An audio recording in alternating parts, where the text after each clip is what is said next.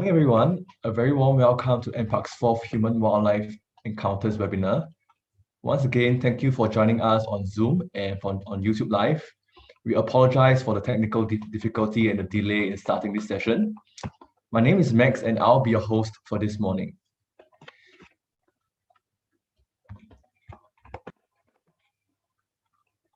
So today's webinar is on the theme of otters in our city and nature. So if you've been following our series closely, you'll soon find that today's webinar is slightly different.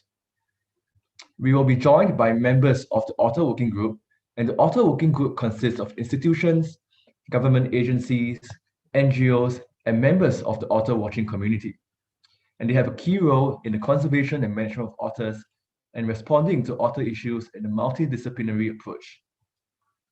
In this session, we have seasoned Otter Watchers, Ms. Wright, Mr. Bernard Seah, Ms. Marjorie Chong, Ms. Rekha Mohan from the NParks Wildlife Management Team, Mr. N. Sivasothi, also known as Otter Man from NUS, and Ms. Anbu from ACRES. All panelists are actively involved in conservation of native otters in Singapore.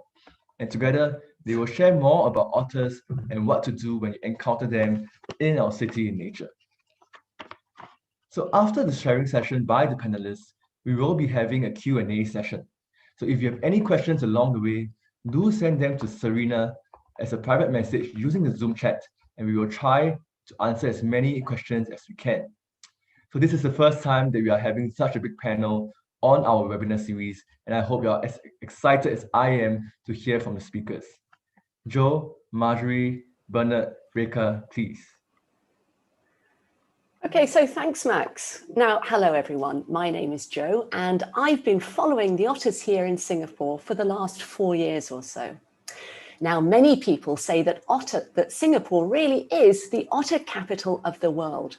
Let's face it, where else can you spot otters like this when you're out for a walk, on the way to the market, or even on the way to getting your hair cut, which is exactly what happened to one of our regular otter watchers a few months ago. But exactly what are these otters? Where did they come from? And what are they doing living in the middle of the city? Well, let's start with the big picture and have a look at otters worldwide on this slide here. Now, otters are carnivores and they're members of the mustelid family. That's a family of mammals which include weasels, badgers, and ferrets. Now, worldwide, there are 13 species of otters, and you can find 4 of them right here in Asia.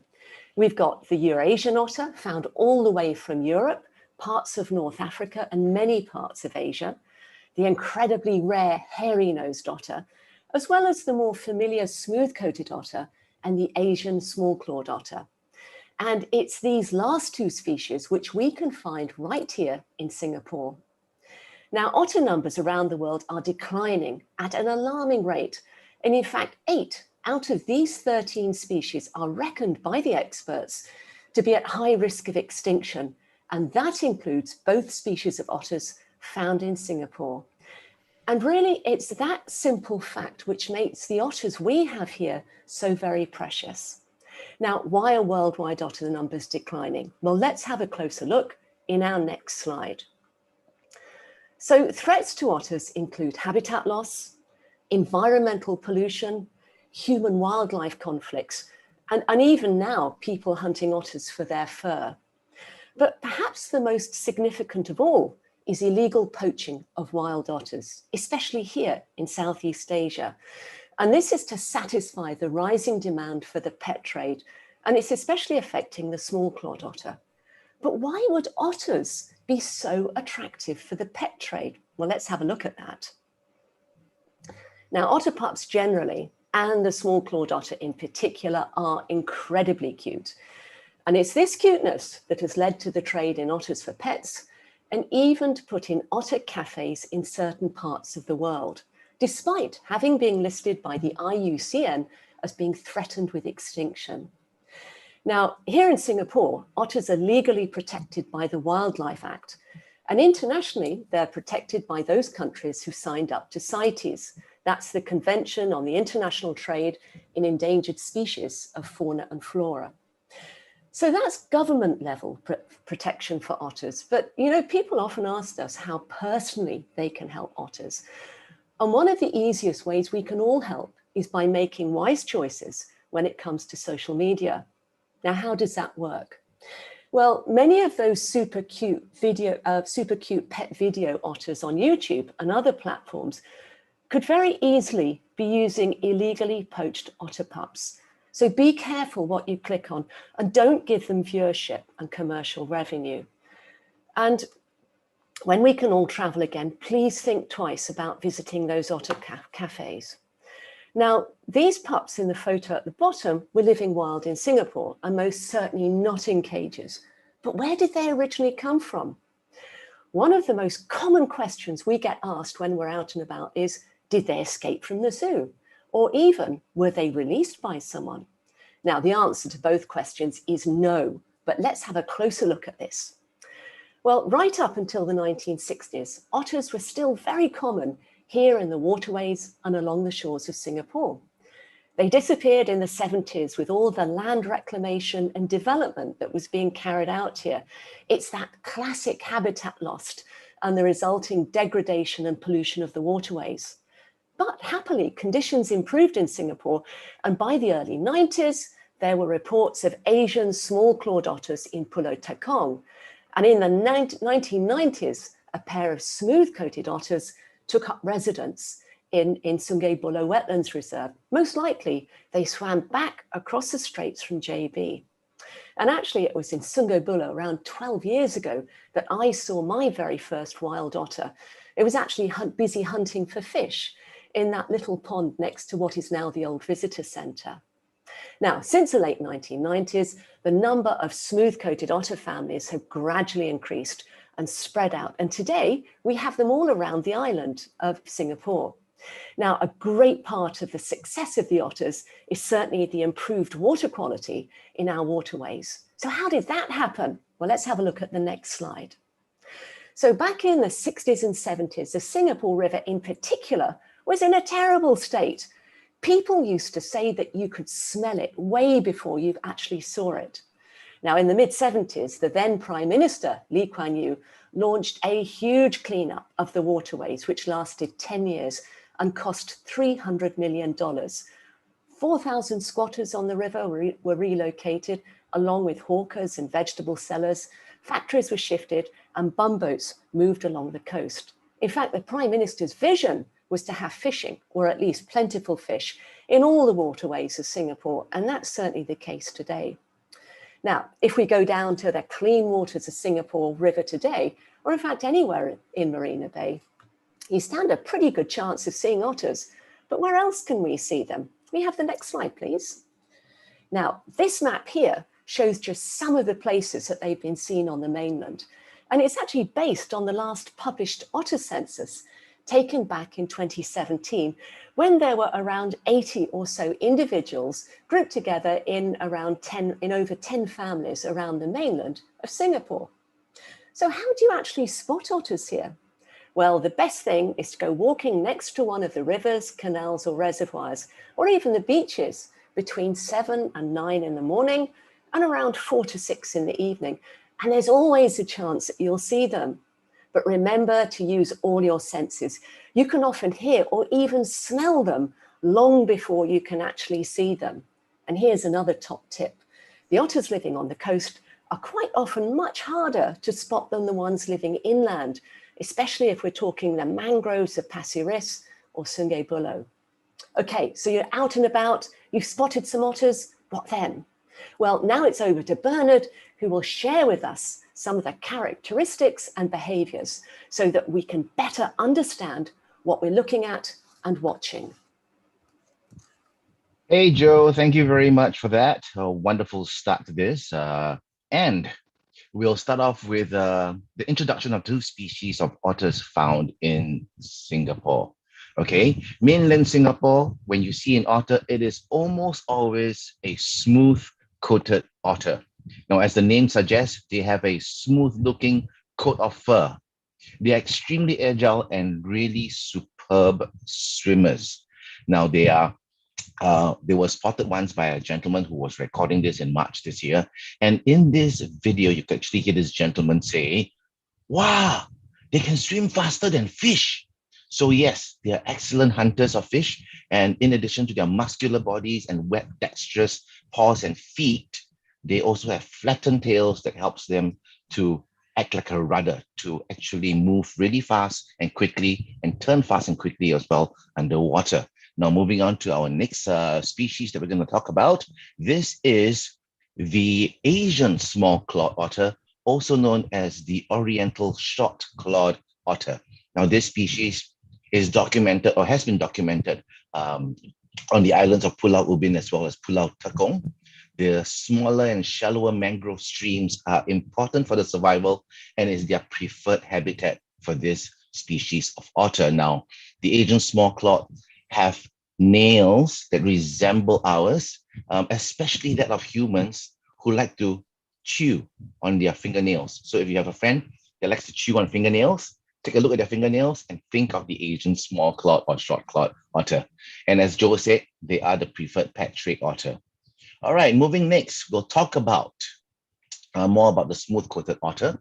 Now, as this species is a type of river otter, you will not find them floating out at sea with their favorite rock for days or even weeks. Now, this species that we're talking about is the sea otter, and sea otters are only found in the northern coastlines of the Pacific Ocean, like California, British Columbia, Canada. We have Alaska, Kamchatka, all the way recently, 2017, Hokkaido as well. Now, the smooth-coated otter requires land. Land is a must. So seeing them on land is common and it's routine for them. Now they come up on land to dry off, to prevent their fur from being waterlogged. In a sentence, land is essential for their very survival. Now, how do they dry off when they are on land? They will roll around, squeezing out all the water that's logged or caught between their fur fibers, right? They will roll on sand, soil, grass. On a very rare occasion, you might even see them rolling on concrete, okay? Smooth-coated otters move around in family groups and are extremely social as a family. They sleep, they play, they fish, they poop, and they repeat this process all over again, and that's their entire life, okay? Their habitat is around water bodies like rivers, canals, reservoirs, ponds, and even, like Joe said, the coastline, our seaside. Let's move on to diet. Now, the diet mainly of the smooth-coated otter consists of fish. If I had to put a percentage on it, I'd say 98% at least of what they eat would be fish. All right. On a rare occasion, you might see them eating a crustacean or maybe a small reptile. Now, our waterways are abundant with non-native fish, which breeds very quickly. Now, for the younger audience out there, what is non-native? I don't understand that word. It means it doesn't naturally belong to Singapore or the region. Means humans took them from other parts of the world, like Africa, like South America, brought them in and released them into the environment. And now remember, these acts of humans have made our local species very hard to find. And almost all the time, I can follow a family of, say, 20 otters for a full day, and not a single fish they catch are actually a local or native species. Now, examples of the non-native species that we always see them catch would be cichlids. Many cichlids, very wide family, very big family of fish. They include tilapias, peacock bass, and the Midas cichlid is the most famous. If you've ever seen an otter eating a bright orangey fish, chances are this has an imprint on you, and that is a Midas cichlid. Now, the abundance of non-native fish doesn't stop at this few. There's also like different types of catfish, like the African walking catfish, which is huge, sometimes almost as large as an otter, and the voracious snakeheads. Now, we also have a chance for you to, otters are very social, and that when you see them, right, this picture shows otters sharing, a couple of otters sharing a fish. Now, otters generally do not like to share fish, but it doesn't mean that they don't. Generally, the larger fish, much bigger than this, they will share, maybe 4 or 5 otters sharing one fish. Now, what goes in must come out, and sprained is one of 2 words exclusively used on otters, and I will teach you today, okay? Sprained is used in reference to otter poo-poo, or what we call scat. At a sprained site, aka their toilet, okay, otters will poop, pee. Otter sprained sites are on land. Along with poop, there is an anal secretion. This yellow sticky secretion is how otters, like many carnivores, scent mark and mark the territory. Now it looks and may, in this picture on the right here, it may look and have the viscosity of honey. Viscosity means texture to the younger audience. Okay, it looks and feels like maybe like honey, but trust me, you don't want to touch it because it smells anything but honey. Okay. Now, what makes sprained a site very identifiable? It's no different from humans going to a toilet and without flushing, after a while, the toilet will smell. So the second word that leads me to my next presentation, on my next slide, is to teach you of another exclusive word associated with otters, and that would be a holt. Now, what's a holt? A holt is an otter's den or otter's nest. So if I say, wow, that is a natal holt, that means it is where a mom has given birth in that den. By now, you have figured that our smooth-coated otters are semi-aquatic and that they care for their fur coats by drying on land. They also sprain on land. What else do they do on land? Now, they will need to rest and sleep on land. Holts are always a dry sanctuary for them to spend the night or take a midday siesta. Now, holts can also be found several meters or dozens of meters away from the water's edge. So it is not always like right next to the water. It can be a little ways away from the water's edge. Okay. Otters have holts, or otters can have holts found every few hundred meters in some locations in Singapore. So how do they get from one holt to another? They will use water bodies as humans would use roads, okay? So we've got like different kinds of roads that we have. Otters have different sizes of water bodies and water ways. So we've got small canals, we've got small drains, I beg your pardon, small canals, we've got drains, we have canals, we have rivers, and even reservoirs for them to get around. Now, again, do remember that our otters are semi-aquatic and they're very comfortable on land. So if you ever see otters or an otter running on land, please don't be alarmed. They are just probably exploring a new route to check out their surroundings to make their way to the next halt. Now, talk about family.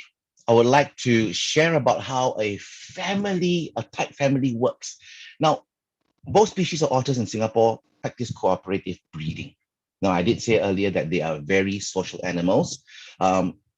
Think about it as if you know of a family where the siblings seem to be like best friends along with their parents. They seem to be always so open, having fun. Well, otters are like that, okay? So they are always having fun. They're looking after each other. Sometimes they do quarrel over fish, but mostly they are always getting along and caring for each other. Now, the word cooperative breeding is used to describe this wonderful family behavior. Cooperative breeding is a bit like what humans do as well. So you may have a 12-year-old sibling looking after an 8-year-old sibling while mommy rushes to the neighborhood store to get some groceries, right? So otters do that. They will have older siblings look after the babies. They'll bring fish for the babies. They will keep an eye on the babies. And of course, if there's any chance that other families come nearby, they want to protect the babies, that will also happen. Now, how many babies, talking about babies now, right? How many babies are there in a litter? The size of litters commonly documented in Singapore are between 3 to 6, okay? Very occasionally, and it's only happened twice in Singapore with 7. Now, male otters, when they're about 2 to 3 years old, they will disperse. All right, dispersal is a common and usual process. It's just like humans leaving their parents' home to stay on their own. So the lone otter will leave, he will find a mate, he will find his territory with his mate, and then start a new family by having babies. So if you see a lone otter, remember, it is normal to see lone otters and that you do not need to contact NParks, acres, send a message to Otter Watch, Otter City to report a lone otter needing assistance to be reunited with its family, because lone otters are a natural process, okay? Now, having said that, if you do feel that you need to share some concerns of an otter or otters, if you really need to share, what you need to do is to take videos. Videos are the best, so it allows NParks, acres, the regular Otter Watchers that help to run Otter Watch and Otter City understand the situation that you're concerned, so that we can go and help the otter. So do remember that human intervention is not the best option all the time, as it puts undue stress on the otter getting captured. It's like you getting kidnapped, right? You don't know what's happening. So please let us know, and we will try to observe, and we will let you know of the outcome. Typically, we'll send you a message and look here, we've seen the otter, it's fine, or tell you like, okay, we think we need intervention. Now, ladies and gentlemen, I thank you very much for listening to my segment. I'd like now to hand over to Marjorie, who will tell us more about how Otter Watchers go about observing our wonderful furry friends. Hi, everyone. I'm Marjorie. Now, otter watching in Singapore is really a one-of-a-kind experience. Elsewhere in the world, otters are really shy, mostly nocturnal. So when we went to China to look for Eurasian otters, we were up till 2 a.m. and we were lucky to see one. So researchers overseas, they rely on camera traps, or they look for signs of otter sprint. So when I brought a researcher, overseas researcher, to see our otters, the first thing he did was to scoop up otter poo and take a sniff. Actually, the entire Bishan family was 30 feet away. So I've been ottering for about 4 years. I'm part of an informal group of regulars, the 20 to 30 of us, and we don't have a fixed schedule. Now, some of us work, so it's really like own time, own target. And we wake up early because the otters do, and we walk and cycle a lot. Many people ask, how do you tell the families apart? Well, you see the picture with our cameras. We take close-ups for identification. So we zoom in on the teeth, facial markings, and body scars. And we feel kind of privileged to be able to witness the entire life cycle of an otter. The meeting, pup's first outing, and even deaths, like famous Bishan dad. So the record is like, it's like looking at a family photo album. And a hobby like this can be a useful tool for conservation. Thanks to the community, with this documentation that we take, NParks knows how the different families are faring. Now, this is important in the local context because otters can pop up in your neighborhood. We often see photos on social media, right? During circuit breaker last year, people were posting photos of, and they said otters everywhere, petrol kiosks, Mustafa Shopping Center, and condo in Newton. Well, actually, our network confirmed they were all sightings of the same family, namely Zook. So how do we name our otter families? We name them according to the core areas that they occupy. And the name doesn't change when they shift or they expand their territory. There can be many push and pull factors for these kinds of migrations. Like take Bishan, for example.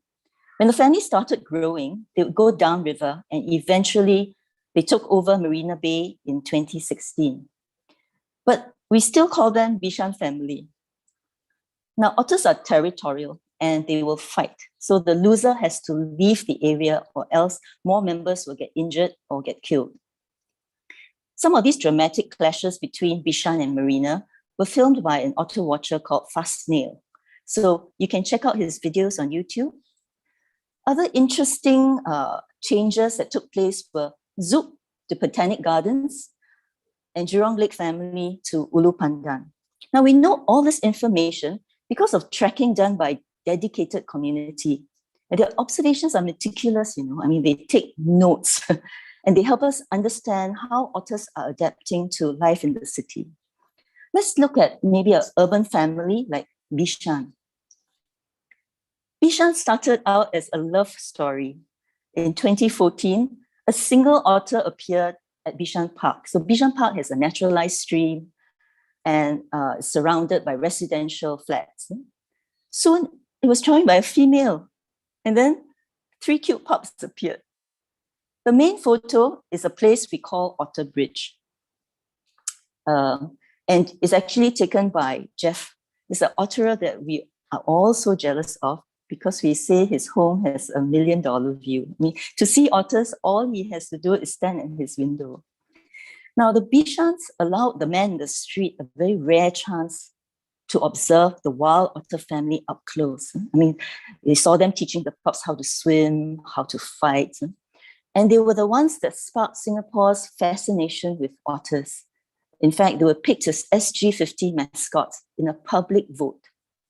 This dirty drain you see was actually their home. When it poured, the longkang would overflow, and the pups had to be hauled out by mom and dad. And people watching all this felt so sorry. They wanted to rush over with their umbrellas to shelter them. So you see, the high visibility evokes some kind of an emotional response in people. And for many, this response is a trigger. They begin to care for not just the otters, they care for wildlife and also the environment. Now, you can't talk about urban families without mentioning Zouk. Zouk is named after a popular nightclub at the Singapore River. They're the most urban adapted family with amazing GPS. And they're the subject of 2 studies at NUS. And sometimes, researchers don't have to go and look for them. They come and look for you. So there's a recent video circulating of Zouk family appearing at NUS campus itself. And the woman is asking them, "Are you lost?" Now, to understand their behavior in the city, you need to look at the family history. All 3 litters were born in places with high human traffic. SG River is lined with condos, and at Botanic Gardens, the ponds are spread far apart. To reach foraging ground, Zouk is used to running. They're running on land, they're running on grass, and they're running between park visitors. They're also the hardest family to track. They visited Istana. I mean, they've been sighted in the north, Bishan Park, MacRitchie. To the west, they're seen at Hort Park and NUS. Gardens by the Bay is in the south. So we're all waiting for them to pop up, along East Coast. Now, sad to say, all this urban exploring comes at great cost. So far this year alone, 3 members have already died as roadkill.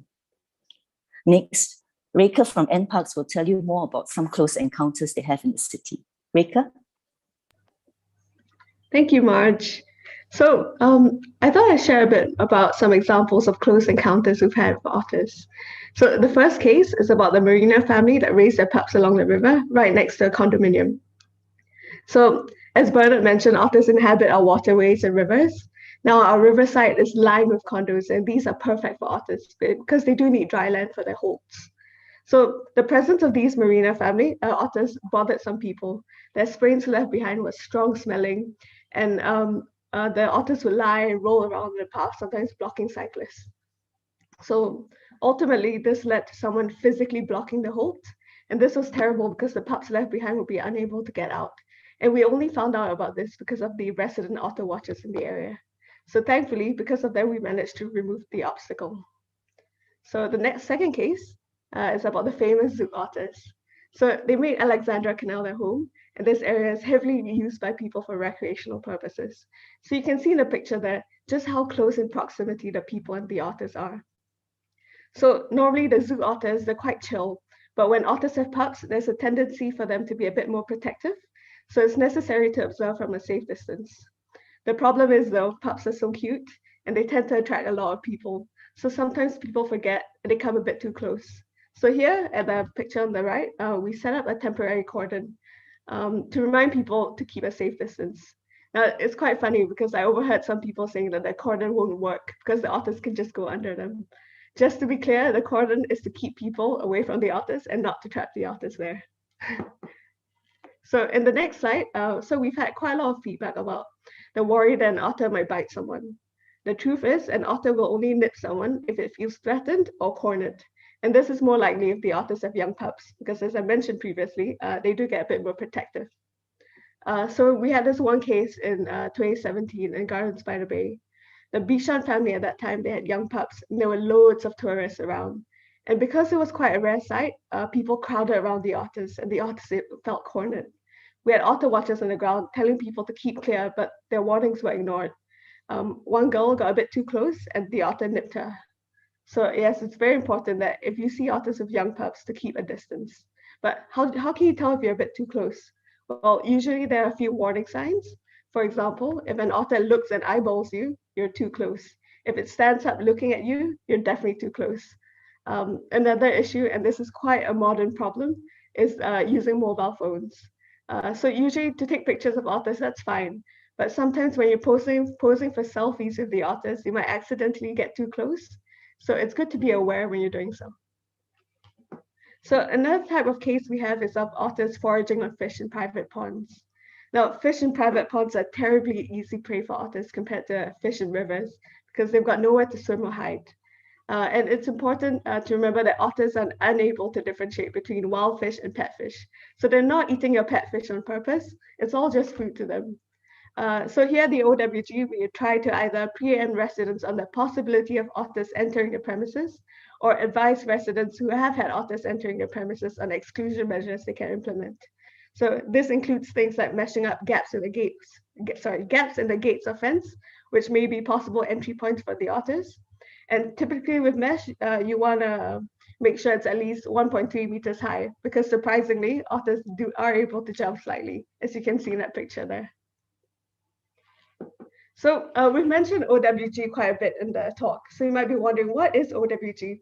So the OWG is also known as the Otter Working Group. It's responsible for the conservation and management of otters. So the members have been working informally together, but the group was formalized in 2016 during the International Otter Congress. And it was created to facilitate the reunion of a lost Marina pup called Toby. So here's us in one of our meetings. This was way before COVID, so there were loads of us in the room. And the reason why there's so many of us is that the group is made of different entities with different expertise. So we have NParks, PUB, PA Water Venture, NUS, WRS, ACRES, as well as some key otter watching members of public. And together we aim to respond to matters from a multidisciplinary approach. So otters returning to city, it's a fairly new phenomenon, and Singapore is at the forefront of this. So we regularly learn from and share experiences with our international colleagues in the IUCN Otter Specialist Group, and the lessons learned from Singapore are being closely watched. So the Otter Working Group, we've got an education branch that does a lot of outreach as well. And we do roadshows like the Festival of Biodiversity and organized talks, such as the one you're listening to now, and hosting of global researchers. So once in a while, we do need help with our outreach programs. So do look out for calls for enthusiastic volunteers and sign up if you're interested. Just a recap, how can you play your part? So remember to enjoy watching otters from a distance, especially if the family has young pups. Remember to leash your dogs and be aware of your surroundings when you're taking those leafies. Also, number 2, share the joy. Volunteer for our outreach activities where we call for volunteers. And finally, share your otter sightings. Every sighting is useful, but remember to give details such as where and when was the sighting, how many otters were spotted, and also pictures if you can. And you can send these sightings to Otter Watch and Otter City, and we really, really appreciate it. Finally, here are some useful links. If you want updates on otter-related matters, do follow Otter Watch and Otter City Facebook pages. There are also fan Facebook pages with brilliant images of otters, such as those listed here. Also, NParks website, definitely. And finally, if you want a more global perspective, you can follow the IUCN Otter Specialist Group. Thank you for listening. Okay, thank you all the speakers for sharing your knowledge and bits of your personal experiences with otters. I'm sure all of you enjoyed listening to them, and as well as how we can work towards coexisting with these otters in our city and nature. So now it's time for our Q&A session. And thank you to everyone in the audience who have submitted your questions. We have received many questions and we will try to answer as many as we can during this session. Okay, so for the first question, how many kilometers on average do otters swim and travel from their home each day? And Joe will take this question. Joe, please. Oh, good question. Okay, the short answer, it depends what's happening to the family. If they got a stable home, they're feeling safe, there's a good food supply, particularly if they've got pups, they only move for food for maybe a few hundred meters, maybe up to a kilometer each day. But if food is scarce or they feel threatened by the presence of other families, remember they're very territorial, they'll cover much larger distances, perhaps 10 kilometers or more each day. Case in point, we've got an undergraduate student at the moment who's studying the movement of the Zook family. One day a few weeks ago, she followed them for 4 hours between breakfast and lunch, and they clocked almost 12 kilometers overland and along the waterways. Now, that must have been pretty hard work for the otters because they've only got short little legs, but it was even harder for her because she wasn't in the nice cooling water. So good question, thank you. Thank you, Joe, for the answer. So for the next question, this viewer asked, I read that otters are monogamous, but it seems like that is not the case with the Bishan family. So Marjorie will take this question. I think for smooth-coated otters, we usually observe that the alpha male mates with the alpha female, and they actually form very tight family units. In the case of multiple litters, it's really hard to conclude because, although we follow the otters, they're still wild and we're not watching them 24/7. There are lone otters wandering around. I mean, we have seen members of a family will actually spend some time with a lone otter around the area. So it's really hard to say what's happening. But we're still observing. Okay, thank you, Marjorie. For the next question, have there been cases of inbreeding in otters? So Siva will take this question. Hi everyone. So we don't think inbreeding has occurred so far because normally males will disperse to go join a separate family. But in future, how will this turn out? Will descendants then start to mix because of limited opportunities? There are 2 ways we can tell. The first and the most reliable is to conduct genetic studies. And the second is from the very close observations by Otter Watchers if they begin to observe certain inbuilt physical features appearing. Okay, thank you, Siva, for this answer. And the next question is, where does the Pongol family of otters fit in? Perhaps Marjorie can answer this question. So the Pongol family of otters, they are watched very closely by this group of watchers called the Northeast Otter Network. Pongol is one of the coastal families, so it's not easy to spot them. In fact, in that area, there are about 4 otter families. So if you live around Pongol and you see some otters, do let us know and send your sightings to Otter City and the Otter Network, NEON, the Northeast Otter Network. Thanks. Thank you, Joe. Thank you, Marjorie. Okay, for the next question is, I'm curious to know how the census on otters is being done, and how do you tell tell between the different families? So I'm sure Siva can help to answer this question.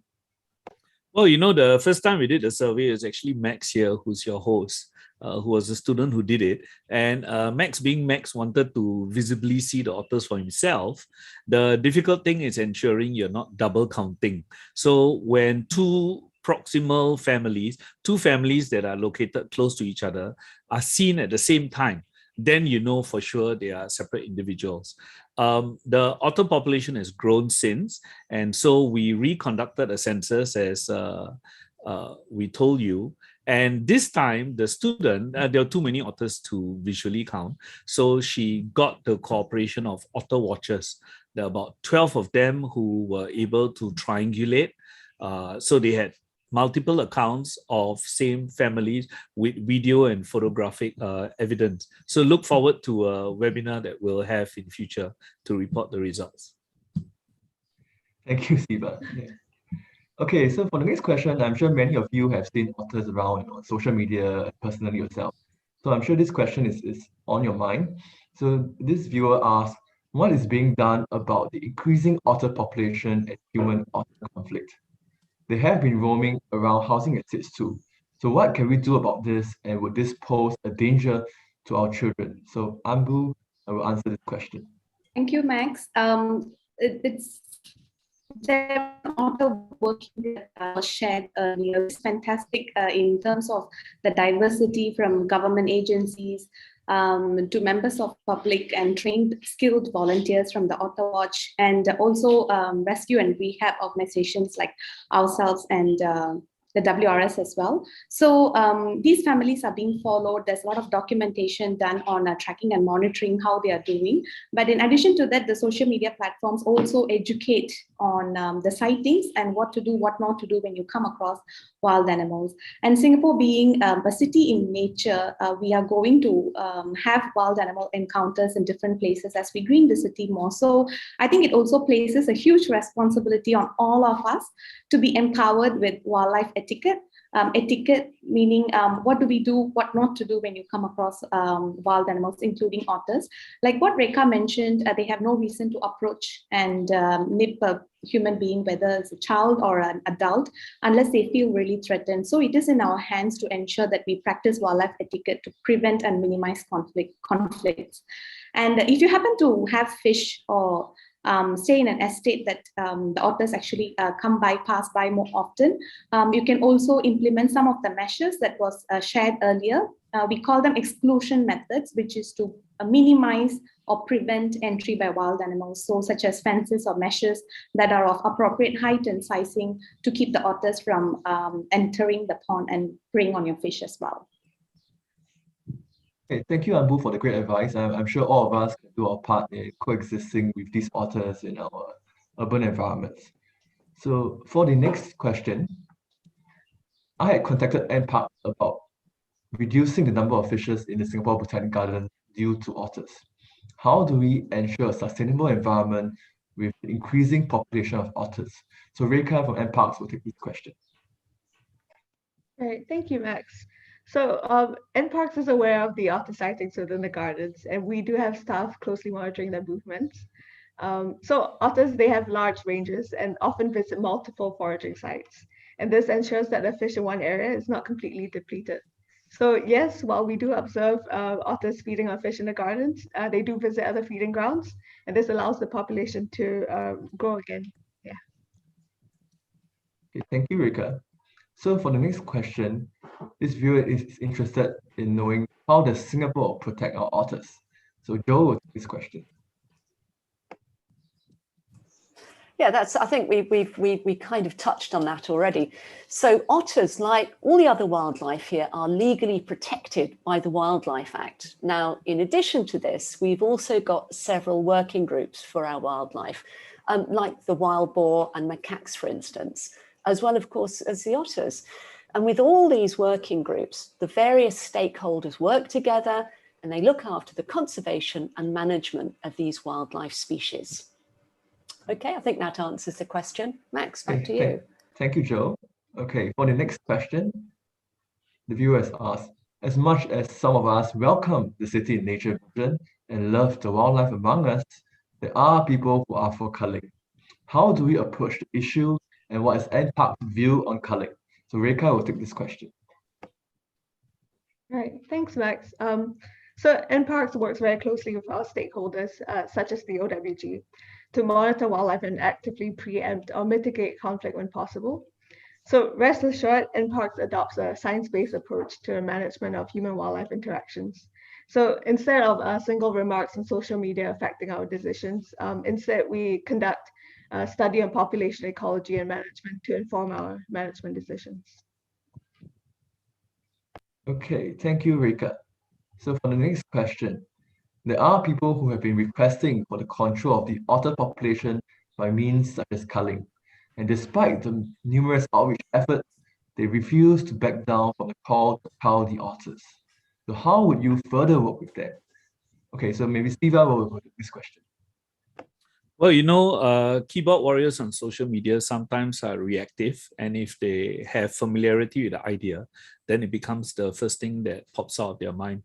So education is quite important, education and awareness. And in this case, for otters, right, there are concerns like, oh, how will the population be managed? It's self-managed. So in the wild, if you're at any part of the food chain, a predator will come and predate on you, right? But actually, there are two other factors that affect them. There's mortality of the young, and there's competition between members of the same species. So in the case of otters, while they are not predated on, they are still affected by competition, territoriality, and mortality of pups. So that will self-manage. If there's not enough space, if there's not enough food, then the otters won't be able to prosper. What you're seeing is population increase because the food in waterways has been sitting there all this while. The space around waterways has been available, and it's only recently that otters turned up. So this is the best time of their life. When they saturate all these spaces, then you'll find it's more difficult for population to still increase. In fact, it's impossible.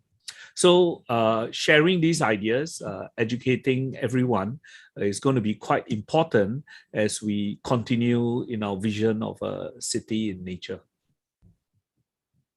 Yeah, great point, Siva. So I'm sure all of you have learned a lot about otters this session. So do also tell our friends and family about what you've learned. Okay, so for the next question, would it be possible to use the otters as biological control for invasive fish species such as the giant snakehead or the Mozambique tilapia? Okay, Siva, over to you. This is a fun question because it's actually happening. So if you think about our waterways, they are not natural. And the kind of fish that do very well inside are all exotic fish, right? Exotic species, they dominate. And now suddenly the otters turn up. And what you're seeing is a kind of biological control, right? So in that, the number of species and the abundance of each species is being regulated.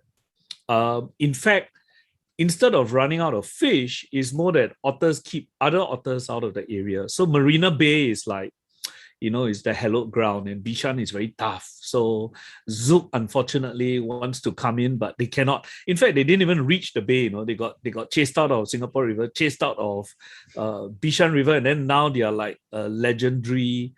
Some legend, they are cursed to wander the urban matrix where there's so much of dangers, and then they got to smell out water, and it turns out it's private property. The security guards come and chase them away. So and then they go for a swim, and it's chlorinated water. So the how Zouk functions is very interesting. But in our waterways, natural control has appeared with a significant apex predator.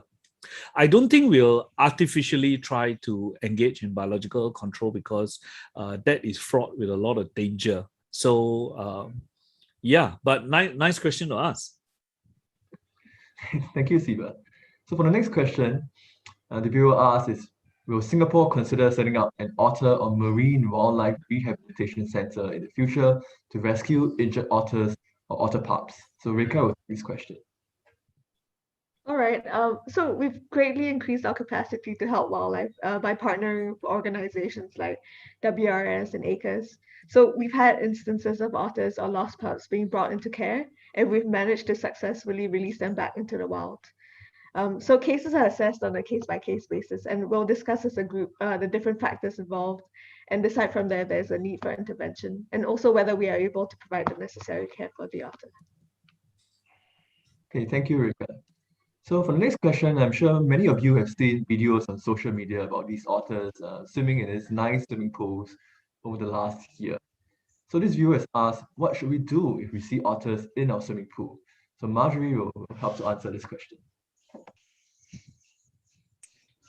Well, I think if otters appear in your swimming pool, there must be a lot of excited people around, right? So the first thing is actually try to tell the children not to chase, not to shout at the otters, and don't corner them. It's really important if they're on the property to keep a safe distance. And some people swimming in the pool might not know that otters are in the pool at the same time. So it's good to make them aware. it is a regular occurrence, you should probably notify your management com, and they can check how they can seal up the gaps that the otters are coming in through. If you're worried about pool hygiene, the people to ask would be to check with NEA, the National Environment Agency. So they have parameters for safe water quality. So the chlorine levels and something else. So you can check with them. Yeah. Okay, thank you, Marjorie. So for the next question, I'm sure all of you who have woke up early on a Saturday morning will have this question inside of you, and you want to know, how can I help the Singapore otters?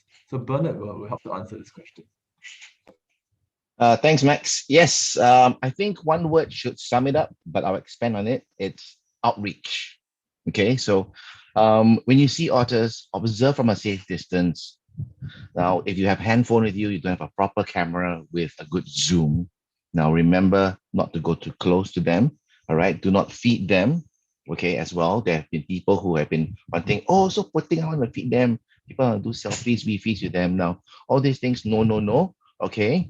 So what's very important is that if you remember seeing a certain family, for example, in Marina Bay, you see a family that you've been fairly close to. Let's say you have been within 5 meters of the otters. Now, if the otters now have babies, the dynamics of the family has changed. So you need to remember that and give even more space, because right now the babies are more important than the humans for the otter mom and the otter dad, and they might see you as a threat. So, okay. So having said that, no feeding, make sure you don't get too close with your camera, and also take note whether they are babies with the family. All right. Now, after you've learned all this, share this with your friends and family. Teach them, okay, that how you should behave in front of these otters. Now, lastly, as I mentioned earlier, if you want to help the otters and if you think there's something wrong with them and you want to share the moment with us, do take short videos, as videos will help to explain a lot to us. Thanks, Max. Over to you. Okay, thank you, Bernard. So the next question is, what does an otter volunteer do, and how can one volunteer to help the Otter Working Group? So I think it'd be best if someone like Joe will take this question. Okay, well, the best thing to do is to go out and watch go out and watch otters. So Otter Watchers are dedicated citizen scientists who monitor the different otter families in Singapore, and we collect important data. So the best way to do this is to go out and about, try and watch otters in your neighborhood, learn about them and get to know the other Otter Watchers. As Bernard explained, all your sightings are important. Videos are probably better than stills, because then we can work out what's happening. And the information gained, we could be using that for our operations, our management, and ultimately the conservation of otters in Singapore. Now, the other way you can help is by volunteering for various outreach sessions, like the Festival of Biodiversity when they all resume. And finally, there's always volunteer opportunities with NParks for other important projects that will really help the otters and, of course, other wildlife, things like tree planting and other habitat enhancement projects. Okay, thank you, Joe. And for the next question, what are your views about the trend of keeping pet otters in captivity? Ambu will have to answer this question. Thank you, Max. Otters are very cute, adorable looking animals. For sure, all of us would agree. So that becomes a threat for them as well. And the pet trade in otters is one of the threats that the wild otters face. And like it was earlier mentioned, Singapore, the otters are protected. Of course, it is illegal to keep or sell, offer them as pets. But also otters are wild animals with diverse needs. I think many of us would have experienced how a circuit breaker is for us. You know, we get our favorite food, our favorite TV shows, and we were still missing out so many things. Just like us, the otters are also, social animals. They have diverse needs as wild animals. It's often impossible to meet these needs in a pet keeping scenario. So as members of public, when you see posts or videos, cute videos circulating on social media, please do not, add on to the views or reactions and comments given to these clips as well. So when you visit, go overseas, also we encourage people not to support otter cafes or wildlife cafes because that will play a direct role in the pet trade in otters. Thank you, Max. Okay, thank you, Anbu. And with that, our time is up. And I'll thank again to all our panelists for their generous sharing and answering of the questions. And I hope all of you that have joined us this morning and today have learned more about our otters in our city in nature. So our next webinar will be in August next month, and we will be sharing more about civets and bats, small mammals in our city in nature. So do keep a lookout for the sign up link on our NParks events webpage. So once again, thank you to all for attending our Zoom and YouTube live session this morning, and have a great day ahead. Thank you. Thanks, everyone. It was great having all of you. Bye. Thank you. Bye-bye. Thank you.